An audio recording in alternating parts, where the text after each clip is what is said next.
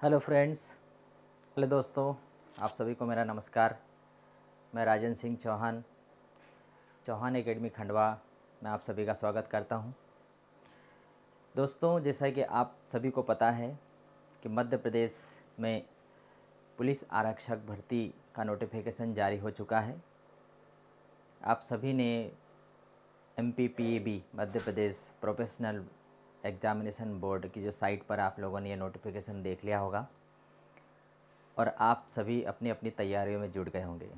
दोस्तों, मैं आपको आज बताना चाहूँगा इसी भर्ती के संबंध में इम्पोर्टेंट्स बातें। मध्य प्रदेश पुलिस आरक्षक भर्ती एक ऐसी भर्ती है जो 10th पास स्टूडेंट जितने भी हैं, जो बेरोज़गार युवक हैं, जो 10th पास है और वो मध्य प्रदेश में पुलिस जॉब में जाना चाहते हैं, उनके लिए वैकेंसी है। बहुत ही आसान और सरल वैकेंसी है। इसमें किसी प्रकार की कोई ज़्यादा हमें मेहनत की ज़्यादा ज़रूरत नहीं होती है।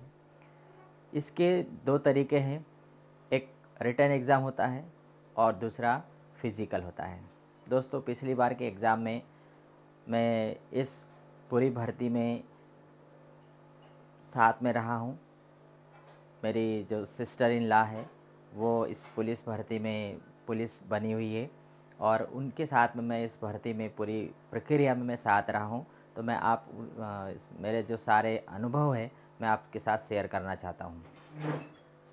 पुलिस भर्ती में जिस प्रकार से अभी नोटिफिकेशन जारी हुआ है, तो आप लोगों को मालूम है कि MPPEB ने जो नोटिफिकेशन जारी किया है, अभी केवल हमारे लिए सूचना है कि किस तारीख से फॉर्म भराएंगे, उसके बाद में हमारी एग्ज़ाम कब होगी, उसके बाद फिज़िकल कब होगा, मेडिकल कब होगा, पोस्टिंग कब होगी। इसकी पूरी प्रोसेस मैं आप लोगों को बताने वाला हूँ। देखिए दोस्तों, सबसे पहले MP पुलिस आरक्षक भर्ती में हमारी रिटन एग्ज़ाम होती है। 100 नंबर का एक पेपर होता है, ऑनलाइन पेपर होता है, जिसमें उसका पूरा सिलेबस भी हम इस पर डिस्कस करेंगे। इसके बाद में रिटन एग्ज़ाम होने के बाद उसमें यदि हम सिलेक्ट हो जाते हैं तो हमारा फिज़िकल होता है। फिज़िकल शारीरिक एक्टिविटीज़ होती है, जिसमें रनिंग होती है, लंबी कूद जो लॉन्ग जंप होता है और गोला फेंक। ये 3 एक्टिविटी हमें उसमें करना होती है। रनिंग एक ऐसी एक्टिविटी है जिसे हमें कंटिन्यू हमारी प्रैक्टिस में लाना होता है। यदि हम 1 महीने 2 महीने के अंदर यदि हम रनिंग करना चाहें कि मैं कर सकूं, तो वो हमारी मेहनत पर डिपेंड करता है। लेकिन ये प्रैक्टिस ऐसी होती है, शारीरिक प्रैक्टिस, कि हमें कंटिन्यू इसको जारी रखना पड़ता है, तैयारी करना पड़ती है। तो रनिंग हो गया, लॉन्ग जंप हो गया और गोला फेंक हो गया। ये हमारा शरीर जितना मजबूत होगा उतनी हम उसकी तैयारी कर सकते हैं। लेकिन ये सारी तैयारी चाहे शरीर कितना भी मजबूत हो, कंटिन्यू यदि प्रैक्टिस होगी तो ही हम उसकी तैयारी कर सकते हैं। तो पहला हो गया रिटन एग्ज़ाम, सेकंड हो गया हमारा फिज़िकल। इसके बाद में फिज़िकल ये भी यदि हम निकाल लेते हैं तो बाद में हमारा मेडिकल होता है और मेडिकल के बाद में पोस्टिंग हो जाती है। दोस्तों, यहाँ पर MP बोर्ड के द्वारा जो नोटिफिकेशन जारी किया गया है, इस नोटिफिकेशन के अनुसार यदि आप लोगों ने इस नोटिफिकेशन को देखा होगा तो आप लोगों को पता होगा कि इस नोटिफिकेशन में जो दिया गया है कि किस तारीख को फॉर्म भराएगा और किस तारीख को आप लोग उसका आपका रिटन एग्ज़ाम होगा, यह आप लोगों ने देख लिया होगा। मैं आप लोगों के साथ में यही बात शेयर करना चाहता हूँ। देखिए, MP पुलिस मुख्यालय मध्य प्रदेश शासन के अंतर्गत एक पत्र जारी हुआ। इसमें दिया गया है कि विभागीय नियमों एवं परीक्षा संचालन के संबंध में विस्तृत नियम पुस्तिका प्रकाशन की संभावित तिथि। देखिए, अभी इस भर्ती के संबंध में जो नियम है उसकी पुस्तिका उन्होंने प्रकाशित नहीं करी है। कब करेंगे? ये कब करने वाले हैं? 25 नवंबर को इसके संबंध में नियम जारी होने वाले हैं, जो कि आप लोगों को पता चलेंगे 25 नवंबर से। मतलब ये जो हमारा करंट महीना है, इसमें 25 नवंबर से आप लोगों के नोटिफिकेशन जारी होगा। ठीक है। फिर ऑनलाइन आवेदन पत्र आमंत्रित करने की तिथि 24 दिसंबर से आप लोगों से ऑनलाइन आवेदन पत्र मंगाए जाएंगे। उससे पहले मैं आप लोगों को बताना चाहता हूं कि 24 दिसंबर के पहले आप आपका आधार कार्ड अपडेट करा ले। आधार कार्ड में आप आपका मोबाइल नंबर ऐड करा ले और वही मोबाइल नंबर आप डालें उसमें जो चालू हो। आपका बैंक डिटेल, आधार कार्ड, आपकी जितने भी इन्फॉर्मेशन है वो सारे जितने प्रमाण पत्र है, सर्टिफिकेट है, जाति प्रमाण पत्र है, आय प्रमाण पत्र, ये सब रेडी रखें। क्योंकि एट ए टाइम पर यदि हम किसी चीज़ को अपडेट कराने जाएंगे तो वो इतनी जल्दी अपडेट नहीं होती। अभी हमारे पास इस वैकेंसी से संबंधित सारी तैयारियों करने का हमारे पास फुल टाइम है। ठीक है। तो इसके बाद में है ऑनलाइन आवेदन पत्र भरे जाने की अंतिम तिथि, वो है हमारी 7 जनवरी। 24 दिसंबर से 7 जनवरी तक हमारे फॉर्म भराएंगे। फिर आवेदन पत्र संशोधित किए जाने की तिथि 12 जनवरी। यदि हमारे से कोई गलती हो जाती फॉर्म भरने में, हम उसमें कुछ चेंज करना चाहते हैं तो वो भी कर सकते हैं। और परीक्षा की तिथि 6 मार्च 2021 से हमारी एग्ज़ाम स्टार्ट होने वाली है, 6 मार्च से। इसका मतलब अभी यदि हम माने तो नवंबर, दिसंबर, जनवरी, फरवरी, मार्च, मतलब अभी हमारे पास 4 महीने हैं। 4 महीने में दोस्तों बहुत कुछ हो सकता है। 4 महीने में यदि हम तैयारी आज से स्टार्ट करते हैं तो हमारे रिटन एग्ज़ाम और फिज़िकल एग्ज़ाम इसकी फुल तैयारी कर सकते हैं। लेकिन जितना समय हमें ज़्यादा मिला है उतना ही हमारे लिए कंपटीशन भी टफ़ हो जाएगा। क्योंकि अभी से यदि सभी जितने भी स्टूडेंट्स तैयारी में जुट जाते हैं तो कंपटीशन, जितना टाइम ज़्यादा मिलता है उतना ही हमारा कंपटीशन बढ़ जाता है। इसलिए आप लोगों को भी मेहनत, बहुत ज़्यादा कठोर परिश्रम जिसको हम बोलते, करना पड़ेगा। और ये अभी का समय हमारा ऐसा समय है, ठंड का मौसम है, और इस मौसम में हम जितनी स्टडी करेंगे उतनी कम है, जितना फिज़िकल मेहनत करेंगे उतना कम है। तो ये नोटिफिकेशन आप लोगों ने देख लिया होगा और इसके आधार पर आप लोगों ने आपकी तैयारी शुरू कर दी होगी। इसमें कुछ और बातें दी गई है, वैकेंसी दी गई है कि कितने पद निकाले गए हैं, वो आप सबने देख लिए होंगे। 4000 पद लगभग निकाले गए हैं, अलग अलग कैटेगरी वाइज निकाले हैं। अब कुछ मैं बातें बताना चाहता हूँ उम्र के संबंध में, एज के संबंध में। एज के संबंध में आप सभी को मालूम ही होगा कि जितने भी अनारक्षित वर्ग के पुरुष हैं उनके लिए 18 से 33 वर्ग की उम्र डिसाइड की गई है कि जो 18 वर्ष और 33 वर्ष की उम्र के बीच का व्यक्ति है वो पुलिस आरक्षक में फॉर्म भर सकता है, जनरल जो अनारक्षित वर्ग का है। उसको छोड़ के बाकी जो महिला है, एससी है, एसटी है, ओबीसी है, इनके लिए 18 से 38 वर्ष की उम्र डिसाइड की गई है। ठीक है। तो जो अनारक्षित वर्ग के पुरुष वर्ग है उनके लिए 18 से 33 वर्ष होना चाहिए, और उनको छोड़ के बाकी जो है उनके 18 से 38 वर्ष की उम्र होना चाहिए। चलिए, इसके बाद में यदि हम देखना चाहें तो इसका हम सिलेबस पर नज़र डालेंगे तो अभी इसके सिलेबस के बारे में कुछ भी हमारे लिए बताया नहीं गया है कि इसका सिलेबस क्या होगा। ये सभी नोटिफिकेशन आप लोगों के लिए अभी दिसंबर में जारी होने वाला है। फिर भी यदि पिछले साल के यदि हम कुछ देखना चाहें कि लास्ट उसमें हमारे क्या क्या परीक्षाओं में क्या पेपर आए थे, उसके बारे में हम देख लेते हैं कि पिछले सालों में हमारे जो कुछ पेपर आए हुए हैं उसको यदि हम देखेंगे, उस पर यदि हम नज़र दौड़ाएंगे तो आप लोगों को पता चलेगा कि क्या था। चलिए उसके बारे में बताता हूँ मैं।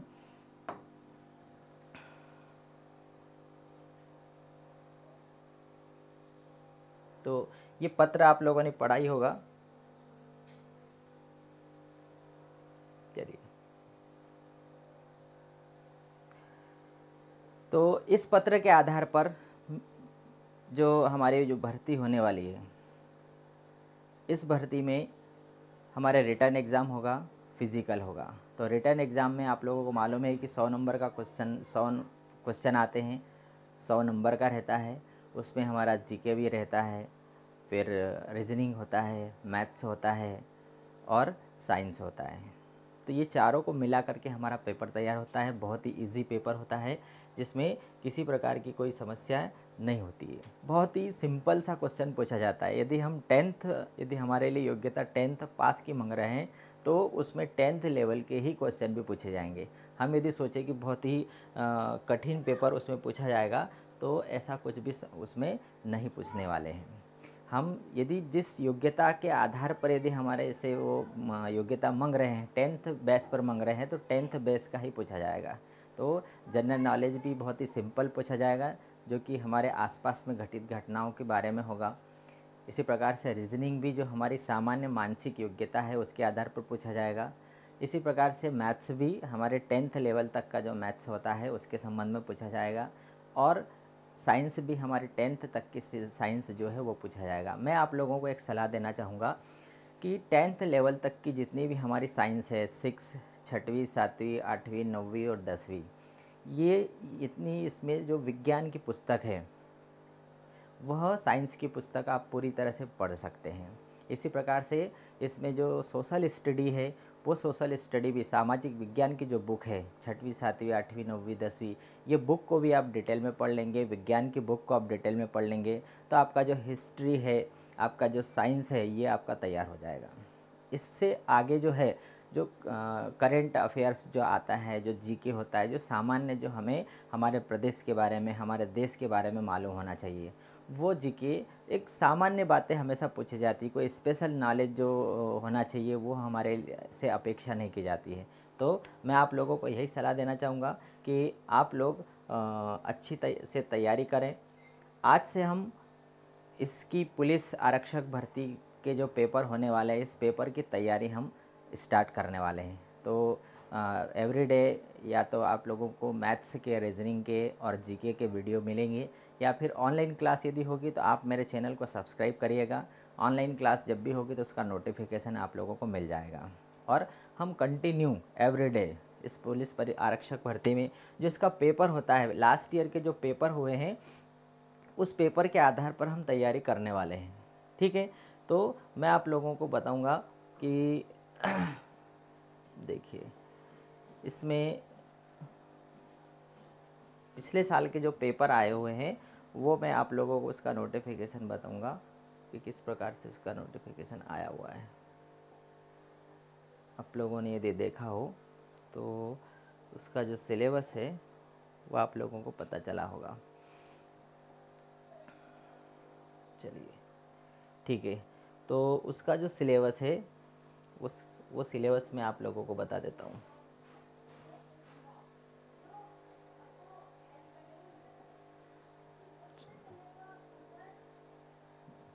देखिए, एमपी पुलिस कांस्टेबल सिलेबस यदि आप लोगों का देखा जाए 2018 का, यदि कांस्टेबल का सिलेबस आप लोग देखेंगे तो आप लोगों को यहाँ से पता चल जाएगा।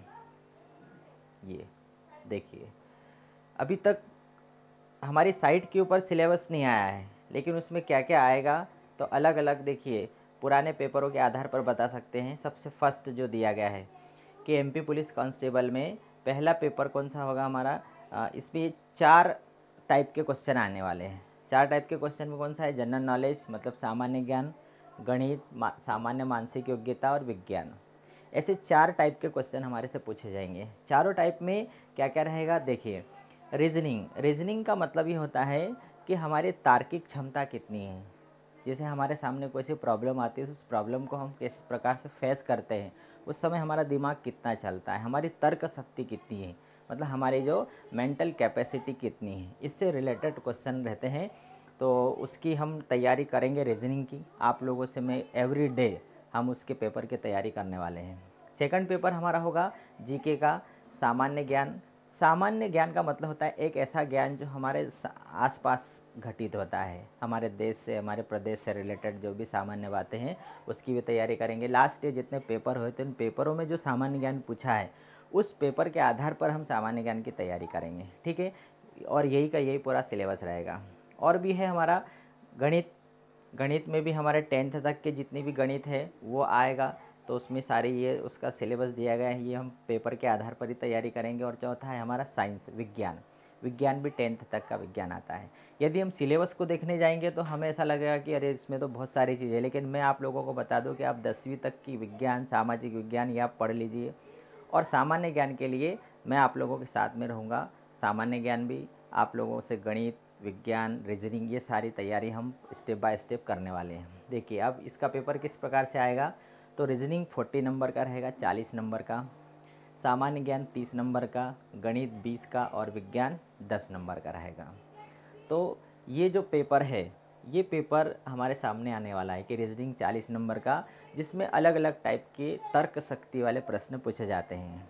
इसकी तैयारी यदि हम करेंगे तो आप आसानी से इसकी फुल तैयारी कर सकते हो। सामान्य ज्ञान 30 नंबर का रहता है, सामान्य ज्ञान की भी तैयारी हम करने वाले हैं। गणित और विज्ञान। ठीक है, तो इसके यदि हम ओल्ड पेपर यदि हम देखते हैं तो ओल्ड पेपर भी हमें मिल जाएंगे। देखिए इसका ओल्ड पेपर हमें यहाँ पर पता चल जाएगा ओल्ड पेपर कौन से हैं, पिछले जितने भी पेपर हुए हैं। देखिए यहाँ पर मैं आप लोगों को उसका पेपर बताता हूँ कि पिछली बार जो पेपर आए हुए हैं वो पेपर आप लोगों को मैं एक नमूना उसका दिखाता हूँ कि किस प्रकार से उसका पेपर आया था। चलिए सबसे पहले तो वो पेपर मैं आप लोगों को दिखा देता हूँ कि किस प्रकार से पेपर आया था। ये देखिए अलग अलग शिफ्ट में हुआ था, ऑनलाइन पेपर हुआ था और अलग अलग शिफ्ट में 9 बजे 2 बजे इस प्रकार से अलग अलग शिफ्ट में और ऑनलाइन पेपर हुए अलग अलग टाइप के हुए। देखिए जैसे यहाँ पर दिया है कि ये कब हुआ, professional examination board police constable recruitment test 2017 19 अगस्त 2017 को 9 बजे जो पेपर हुआ था। General knowledge and logical knowledge, पहला चैप्टर पहला टॉपिक कौन सा आया, सामान्य ज्ञान और सामान्य जो तर्क शक्ति है उसके बारे में आया। तो सामान्य ज्ञान तर्क शक्ति के बारे में ये पहला पेपर आ गया कि यहाँ पर क्या दिया गया है, एक परिवार के सदस्यों को नीचे दर्शाया गया है, निम्नलिखित में से कौन सीता के नाती नतीनी अथवा पोता पोती हैं। ये रिलेटिव, ये तर्क शक्ति है, रिलेशन से संबंधित क्वेश्चन आ गया। फिर दूसरा क्वेश्चन यहाँ पर दे देगा, सब मिक्स आएगा, सामान्य ज्ञान और तर्क शक्ति।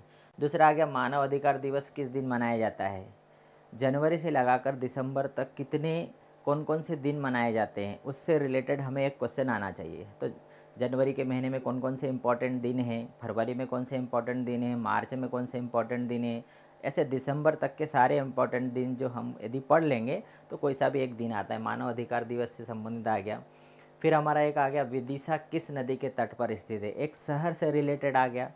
जो मध्य प्रदेश के अंदर जो बड़े बड़े शहर है वो कौन सी नदी के किनारे बसे हुए हैं, उसके बारे में पूछ लिया गया है। तो ये भी हम पढ़ने वाले हैं। फिर इतिहास के अनुसार किसने ग्वालियर की स्थापना करी, भाई जो इतिहास आ गया तो इसमें हमारा मध्य प्रदेश का जो इतिहास है उसमें महत्वपूर्ण कौन कौन सी चीज़ें हैं, कौन कौन से स्थल हैं, उनकी स्थापना किसने करी है, इससे रिलेटेड पूछे जाएंगे।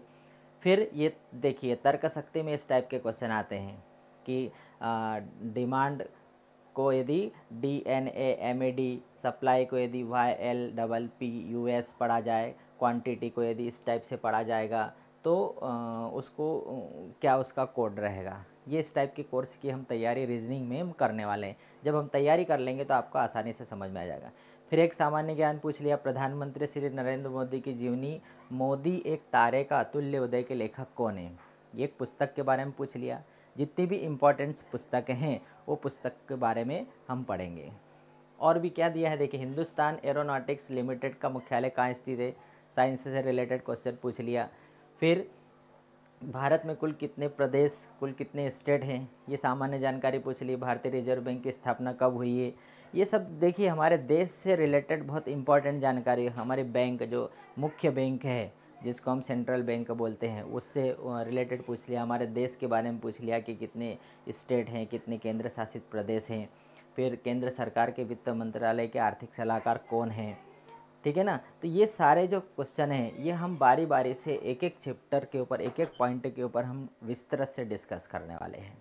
तो आप मेरे साथ जुड़े रहें। अभी आप लोगों को ऑफलाइन वीडियो मिलेगा मेरे चैनल के ऊपर, इसके बाद में जैसे ही टाइम हमारा सेट होगा मैं आप लोगों को लाइव मिलने वाला हूं और हम एवरीडे 1 घंटे की हमारे ऑनलाइन क्लास में हम आपसे रीजनिंग भी पढ़ने वाले हैं, जनरल नॉलेज जनरल अवेयरनेस भी पढ़ने वाले हैं, मैथ्स भी पढ़ेंगे और हमारे जो साइंस है उसके भी पूरे 100 नंबर का जो हमारा पुलिस का पेपर है हम पूरी फुल कंप्लीट तैयारी करने वाले हैं, ठीक है। तो इसके बाद में जो हमारे रिटन एग्ज़ाम हो गया, फिज़िकल के बारे में आप लोगों को मालूम होगा कि जो फिज़िकल के लिए क्या चाहिए। उसमें एक रनिंग होता है, लॉन्ग जंप होता है और गोला फेंक होता है। तो रनिंग के लिए आप लोगों को मालूम होगा कि 800 मीटर की रन होती है और इसमें एक ही चांस मिलता है, दूसरा चांस नहीं मिलता। और 800 मीटर की जो रनिंग है उसे 2 मिनट 45 सेकंड में आप लोगों को पूरा करना पड़ेगा, लड़कों को, पुरुषों को। और लड़कियों को जो उसके लिए उन्हें दिया गया है 4 मिनट का समय मिलता है कि 800 मीटर की जो रेस जो रनिंग है उन्हें 4 मिनट में पूरी करना पड़ती है। इसी प्रकार से तो ये रनिंग हो गई और इसमें एक ही चांस मिलता है, जो इस चांस में फेल हो गया बाहर हो जाता है। इसलिए सबसे इम्पॉर्टेंट यदि कोई चीज़ है तो वो रनिंग है। और रनिंग एक दिन में कंप्लीट नहीं होती, आप अभी से यदि रनिंग करेंगे तब जा कर के आप कंप्लीट कर पाएंगे। इसलिए आपको कंटिन्यू धीरे धीरे अपनी प्रैक्टिस को, अपनी कैपेबिलिटी को, अपनी कैपेसिटी को बढ़ाना पड़ेगा। दूसरा है लॉन्ग जंप। लॉन्ग जंप में 13 फीट पुरुषों के लिए और 10 फीट जो है वो महिलाओं के लिए लॉन्ग जंप होती है, कि 13 फीट उन्हें लंबी कूदना पड़ती है। अब अभी क्या होता है कि अभी से लड़के पूरी ताकत लगाते हैं। मैं बोलता हूँ कि आप थोड़ी थोड़ी तैयारी करिए। आप यदि अभी आप 5 फीट कूदते हैं तो धीरे धीरे आप उसको बढ़ाते जाइए, और 4 महीने में मैं आपको गारंटी दिलाता हूँ कि यदि आप धीरे धीरे प्रैक्टिस करेंगे तो आप एक दिन 13 फीट या 19 फीट या 20 फीट भी कूद सकते हैं। लेकिन ये प्रोसेस जो है ये धीरे धीरे होती है। आप यदि धीरे धीरे इसकी प्रैक्टिस करेंगे, अपनी क्षमता को बढ़ाएंगे तो आप आसानी से कर पाएंगे। इसी प्रकार से जो गोला फेंक होता है वह भी 19 फीट पुरुषों को फेंकना पड़ता है और 15 फीट महिलाओं को फेंकना पड़ता है। गोला जो गोला होता है वो 19 फीट आपको लंबा फेंकना पड़ेगा। इसके लिए भी क्या होता है कि जिसने कभी फेंका नहीं हो उसका हाथ दर्द करना लग जाता है, कंधा उतर जाता है। इसलिए जब भी हम फिजिकल की तैयारी करें, हमारे शारीरिक जो क्षमता को देख करके तैयारी करें। हम हमारी क्षमता से अधिक ताकत ना लगाएं। कभी भी हमारी क्षमता एकदम से नहीं बढ़ती, उसको धीरे धीरे हमें प्रैक्टिस से उसको बढ़ाना पड़ता है। तो ये रन हो गया, डिस्कस थ्रो हो गया और लॉन्ग जंप हो गया, लंबी कूद, गोला फेंक और रनिंग, ये तीनों फिजिकल में आता है। तो रिटन एग्ज़ाम और फिज़िकल एग्ज़ाम ये दोनों हमने निकाली। फिज़िकल में भी आपने यदि रनिंग निकाल ली तो आप बाकी चीज़ें भी कर सकते हो, लेकिन तीनों इम्पॉर्टेंट है। यदि एक में भी फेल हो गए तो हम बाहर हो सकते हैं। फिर शारीरिक क्षमता में यदि हम हाइट में जाएंगे तो उसमें पुरुषों के लिए 168 सेंटीमीटर की हाइट है। 168 सेंटीमीटर, अनारक्षित के जो लड़के हैं उनको 168 सेंटीमीटर हाइट होना ज़रूरी है।